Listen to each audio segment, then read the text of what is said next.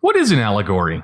The easiest definition? An allegory is two stories at once. An allegory represents another story, or an event, or an idea that actually exists underneath of whatever story is currently being told. That means the plot, character, and setting of the story on top all mimic the story underneath. But you would never notice unless you looked way closer. Let's look at an example. Christopher Nolan is the modern master of allegory. One of his earlier works, The Prestige, is a fantastic example. The literal plot is about two magicians exacting revenge on one another until both of their lives are destroyed. But the plot on the surface actually mimics something else. The Prestige is an allegory, and in this case, it's an allegory for making a film. Ironic, right? Let's look at some evidence. Point number 1. Magicians specialize in tricking the mind as a form of entertainment. Sound familiar? That's because that's the exact same job that a director has. But we'll get to that in a second. Not convinced yet? How about this line, which helps us form point number 2? Every magic trick consists of 3 parts, or acts. In the next few lines, Cutter explains what these 3 acts are to the girl, who represents the audience in this scene. The first part is called the pledge. The magician shows you something ordinary. But just this first part alone is obviously not enough for the audience to be tricked into believing the magic. There needs to be more. This is where part 2, or the turn, takes place. The magician takes the ordinary something and makes it do something extraordinary. But even this is not sufficient. In order for the audience to truly be taken away, something else needs to happen. That's why every magic trick has a 3rd act. The hardest part.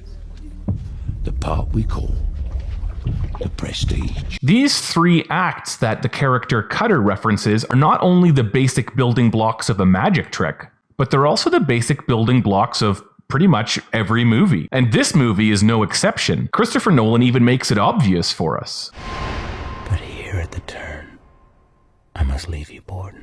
Point number 3. Some of the characters are symbolic for their roles in creating a film. For example, the character Cutter. His name references the ancient way of editing a film together by cutting the physical film strips into pieces and then stitching them back together. Not only is his name a reference to what an editor does, but his job in the film mimics what an editor does in a film. I don't know how you do these things, Cutter. I'm not sure I want to know. Point number 4 links directly back to point number 1. In this scene, the character Angiers is giving us a monologue about why he became a magician and what it means to him. And while Hugh Jackman might be the one delivering these lines, it might as well be Christopher Nolan, because this is him telling the audience why he's a director.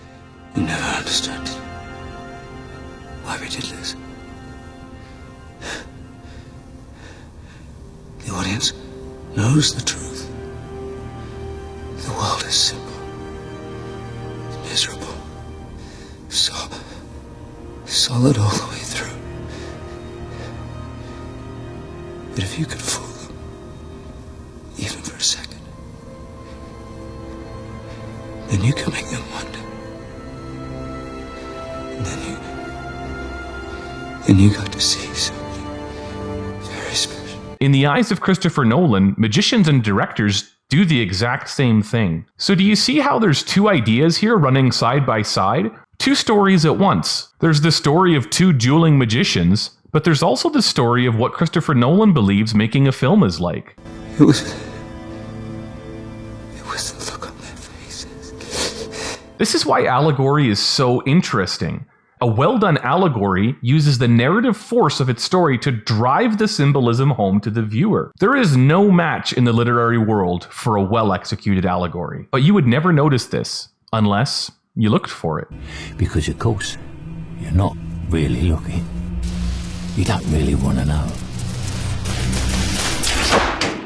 You want to be fooled.